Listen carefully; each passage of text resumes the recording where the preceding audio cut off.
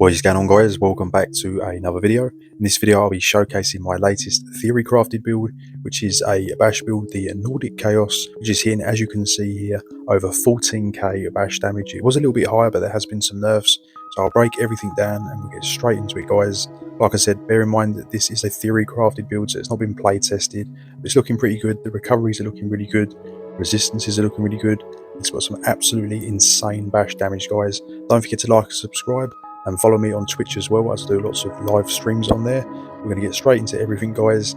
The sets, all the skills, how it all works, and how to play the build, how to achieve these absolutely crazy numbers. So first things first, we're going to get into the stat sheet. We've got 64 points into health, and we're running the Serpent Mundus.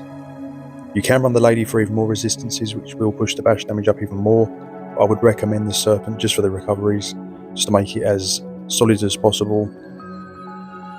Also, smoked bear haunch for the recovery food, probably the best in slot. And you can run vampire. We recommend stage 3 if you do. If not, you don't have to. It's totally optional on a bash build, as the resistances are very high and it does eat into the sustain. Next, we'll get into the sets of what we're actually running, guys. So we're running the Essence Thief, of course, which is one of the best sets in the game, and it's still very good on bash builds. Give you 2 lines of stamina, a line of weapon and spell damage, and when you do a lighter heavy attack, which you should do in between your bash, it's going to increase your damage down by 10% and give you health and stamina return. Absolutely crazy. Got an axe in defending here, guys, with a restore stamina enchantment. The shield of the Essence Thief reinforced with tri-stat. We've got running as much tri-stat as possible. On the back bar, we've got the Black Rose. Black Rose, when you activate Blade Cloak, it's going to give you a damage done bonus and also stamina recovery, so it's very, very nice. Really good for bash builds. You don't need perfected, but it's just a little extra recoveries there, but the damage will be the same.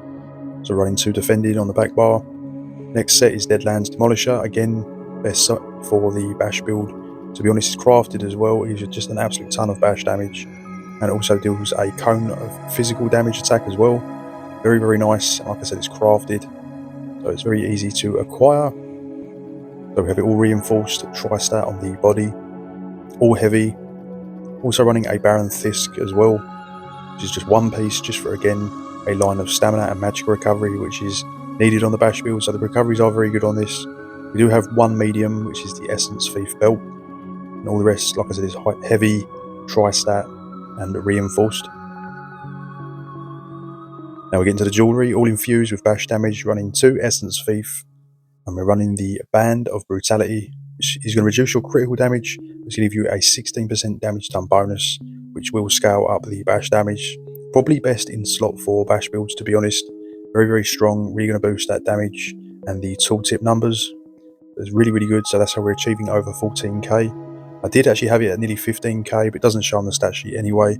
It was the Huntsman's War Mask, so I had to change this build video picture of the because it was at 20% and they've dropped it down to 15%, so I don't think it's really worth running. It's only against 1 player as well, so to be honest, I would just run the Band of Brutality, probably would be better. But like I said, this was probably touching nearly 15k with this on before the nerf, but it's been nerfed, so we're down to probably around the 14k mark. But like I said, it wasn't showing on the stat sheet anyway. It was just halving the damage, and you couldn't actually see it, so probably all in all not particularly worth running, but still good for 1v1s.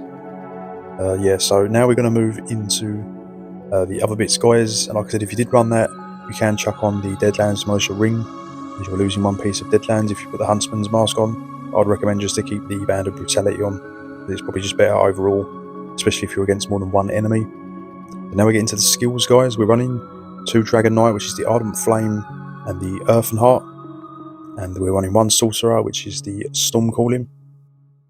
So we'll break down all the skills, guys. So this is the front bar we have here. So we've got the Binding Contingency. So it's going to use magical runes, and when they trigger, it's going to deal magic damage. Increase your damage done with your next attack in 7 seconds by 2,000, and also apply a minor vulnerability, increasing damage taken. So this is really going to boost that bash damage. It's only for the 1 hit though, but it's very, very nice if it's combined correctly. Camo Hunter, Fighters Guild, just for the minor berserk really, and also you get the Major Prophecy and Savagery. And Binding Throw, deal physical damage, increase your bash damage, and also set the enemy off balance. So that's all in all perfect for bash builds.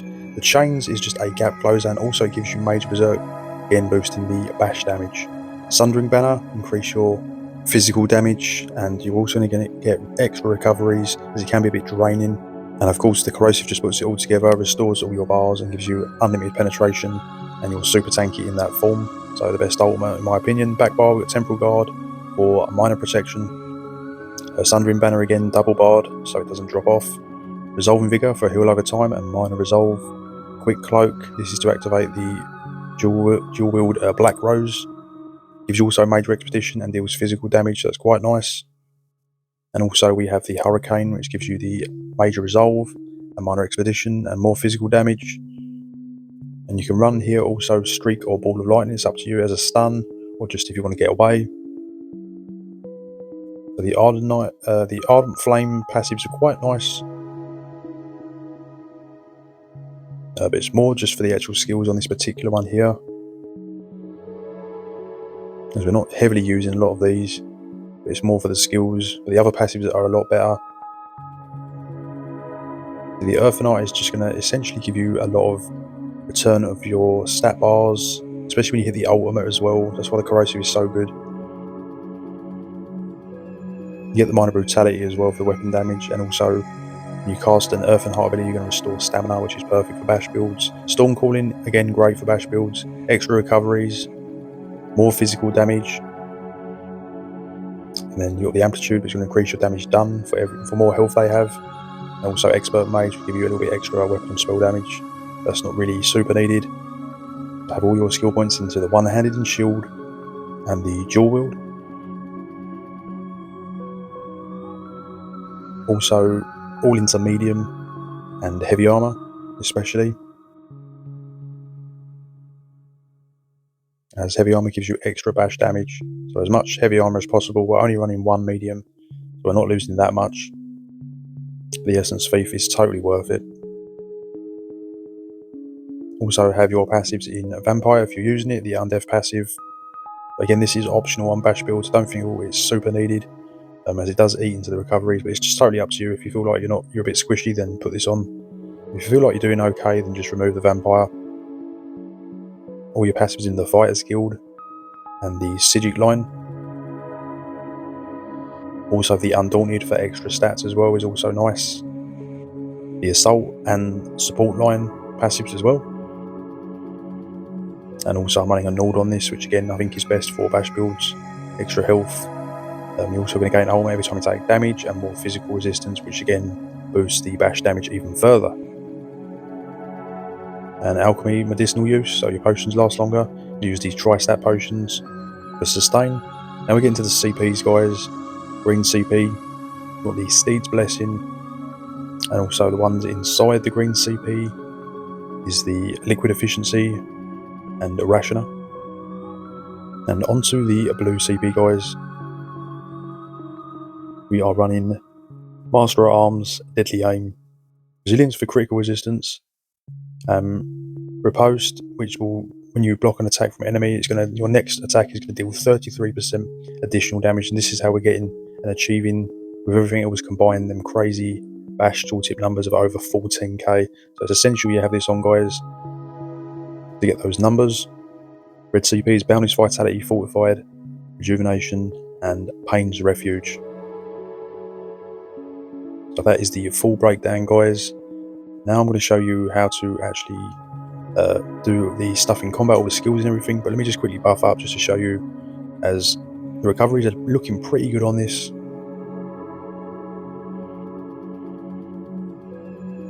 So we've got 2200 stamina recovery and 1700 magic recovery, which is really nice. And the resistances are around 35.5k each, so that's really good there. I said stamina bash builds, and that can be very draining, so having high recoveries is essential, but you can run the Lady Mundus to push the bash damage even further. I would just recommend the Serpent Mundus, as you will need the recoveries. Yeah, so now I'm going to show you guys how to actually put everything together, all the skills, because they have to be pressed in a certain order, a certain rotation to achieve these actual numbers. So I'll show you here, guys. So you want to buff up with the Vigor and the Quick Cloak and the Hurricane on the back bar, have the banner up as well. Then you're all good to go on the front bar. So just have those all apply, those 4 skills on the back bar. And then when you're in combat on a light attack, grab the Essence Thief green orb, then you want to chain, hit him with the shield throw, and then the binding contingency, and then bash. And I said if you also block an attack in between that, it's then going to give you that crazy Tooltip of over 14k, guys. So again, buff up on the back bar, Essence Thief orb, then you want to hit the chains and the shield throw into the contingency, then bash the player, and then block the attack, and that's how you'll get those numbers. So I hope you enjoyed the build video, guys.